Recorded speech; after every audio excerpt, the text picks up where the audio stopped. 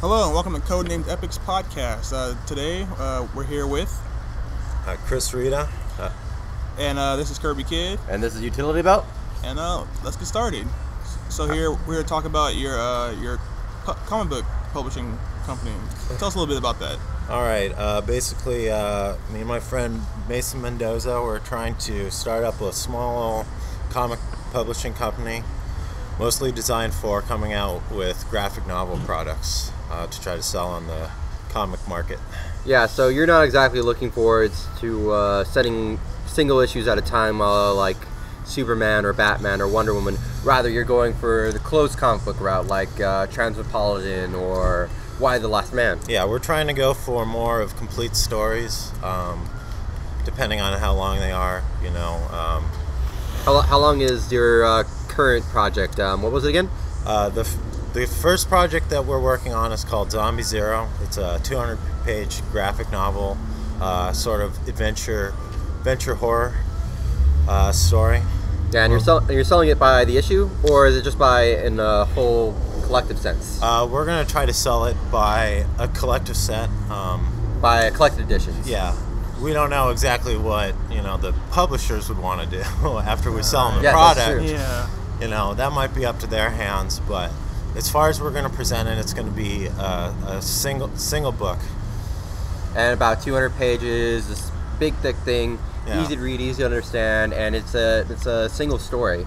It's a single complete story, so hopefully you just have to buy the one book, and that's all you really need to get that complete story in. So the complete story thing is really the philosophy that's behind your publishing production right now. Yeah, our company it's more planned on trying to come out with graphic novels as compared to a serialized comics. We're aiming more towards the Watchmen, Dark Knight Returns, Sin City type formats of just having good self-contained stories.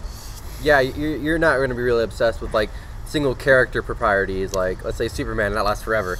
You're looking for something that actually has a concrete ending and a concrete feel to it. Yeah. It's something you can just flip through and not be worried about whether you're going to need to get the next issue. Yeah, exactly. It's more of you're going from project based to project based. You might go, okay, this time we're going to do a zombie thing. Next time we're maybe going to try to do a samurai thing. It's like how you conduct a novel, where you do all this research and you come up with basically one really good story for one really good setting. Yeah, and so tell me how your setup is right now.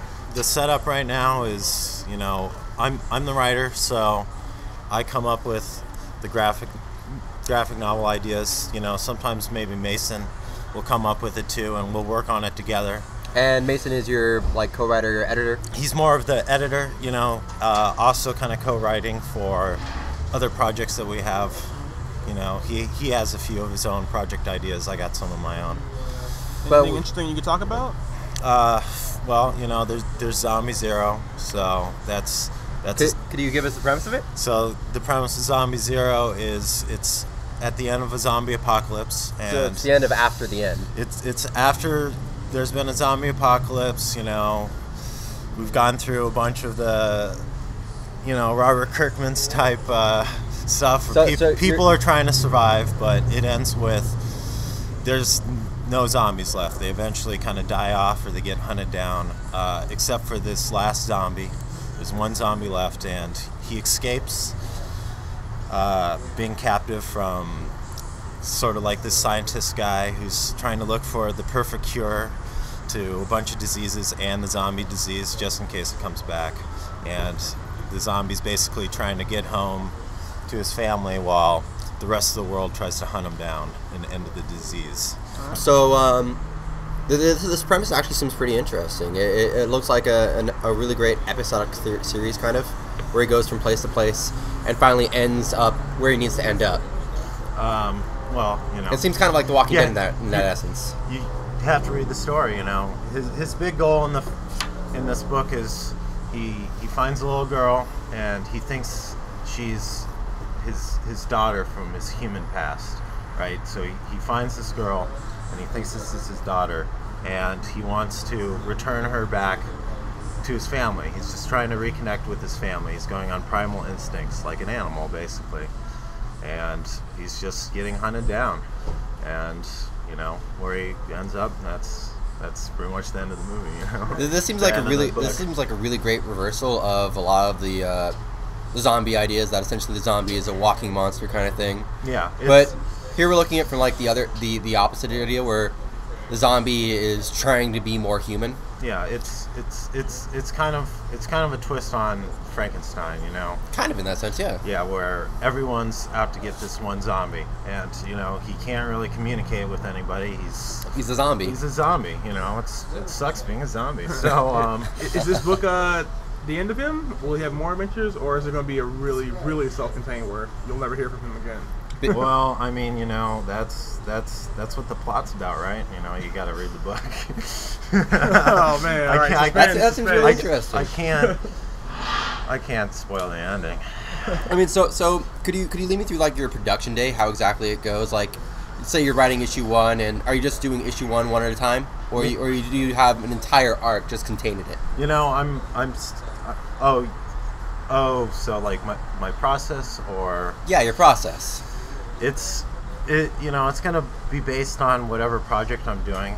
You know, for this one, it was just I had an idea to do this zombie idea where instead of zombies chasing humans, it's all the humans chase this one zombie. So, you know, the story is just as long as the story has to be for, you know, whatever the characters in the plot are. So when I came up with it, I was just like, I wrote down just the first chapter of it, and I figured, okay, well, I'll probably make it about 7 chapters long, you know, based on how the first chapter is. And I outline it, I do character sheets, and then when I have my outline, my character sheets done, I just sit down and I basically thumbnail it out.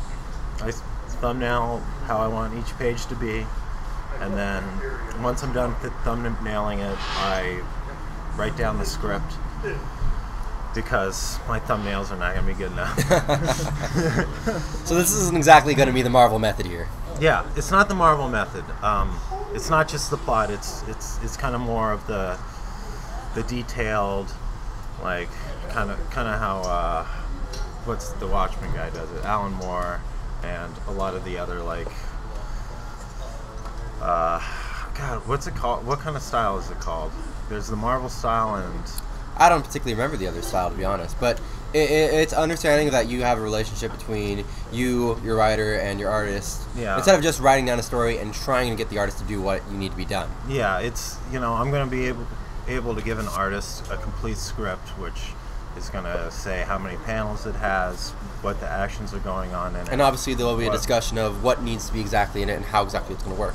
Yeah. Like, I mean, I imagine, for instance, like, some of your panels won't be used. That'll be the back. I'm sure whatever artist I give it to, you know, he's going to take away or add a few things of his own. You know, I don't want to choke the artist. You know, I want him to be able to interpret it in his own ways. My writing style is kind of specific, so it's like I'm very descriptive on like how each panel is supposed to be. But they're more just suggestions for the artist. Yeah. You know, suggestions for these visual cues that, as the reader will probably look at it, will see and think, okay, there's a definite style of narration, and how exactly each panel transitions to the other. Yeah. So, you know, I'm just trying to make it as easy as possible for the artist. That's probably a good idea. You know, but they can do what they want with it. Have there been any struggles, you know, being a self-starter? You know, just the struggles of learning how to come up with your own process. You know, there's not really a lot of like schools out there that'll be like, this is how you write a graphic novel. You know, it's just a lot of self-teaching, a lot of like reading a lot of the self, like how to make comics and all the Will Eisner stuff and the Scott McCloud books, all those kind of things. you know, and it's hard to write. It's hard to just find yourself time to like be alone, come up with these ideas, and actually write it down. You know. But as they come to you, the ideas probably just start to flow through.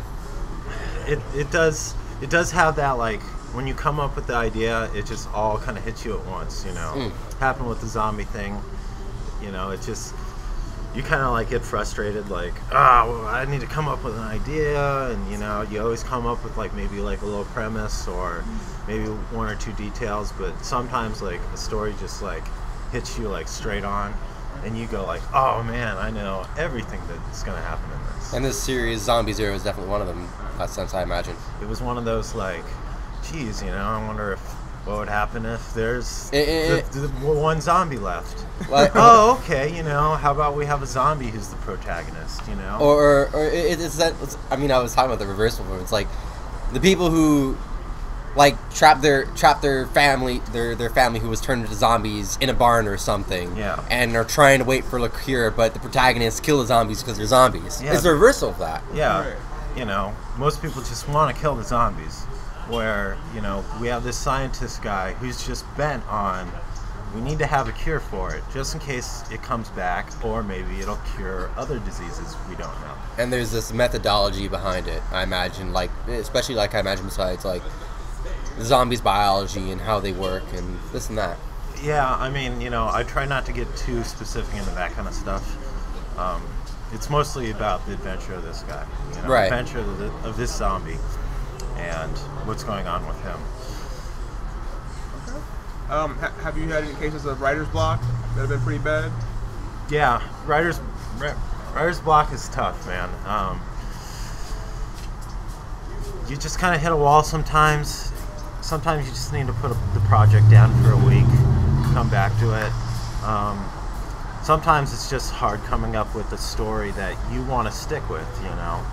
Sometimes it's kind of like dating, you know. You come up with some really good ideas, and you know, maybe you take it out on a date or two and you try to figure it out. You go, well, you know, is this story cool? Am I gonna like these characters? And then you're like, I don't like this chick, you know. And then you got to move on and try something else. In love with you, right? Yeah, exactly. Until, you know, hopefully you hit that story and you go, oh man, you know, I want to travel with these people. I want to like figure out who they are. I want to try to see how their plot goes out. And then, you know, then you have to kill them. Yeah.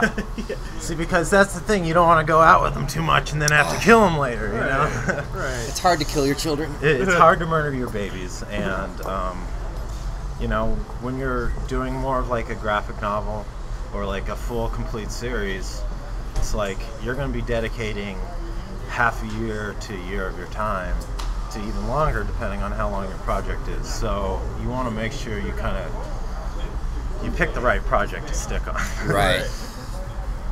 Which is where the writer's block kind of comes in, because you just, you know, you got to make that commitment, you know. Mm-hmm. So, is there like a projected start date for when you're going to start, you know, working on the book? Well, I would like Zombie Zero to be released sometime before October. The script's pretty much done. You know, we're going through the last few edits of it, just kind of polishing it up. Now you're working on the nitty-gritty of it, the art. And then we're gonna meaty chunks. Then we're gonna start hunting for artists. We have a few good leads and stuff. A few people we can at least start going to. Mm-hmm. But yeah, that's where that project is. Okay. All right, that sounds terrific. Yeah, and maybe when you're done, you know, send us a little preview of it so we can review it and have you guys back on. Dude, of course, man. You guys can have a free copy. Nice. Oh man, free stuff. This is what I got in here for. Exactly. All right. Well, thanks for talking to us today. Cool. All right. This is Utility Belt. This is Kirby Kid. We're here with Chris Reda, and then talking about Zombie Zero and a rising star in the comic book industry. That's epic. All right. Thanks for listening, guys. See ya.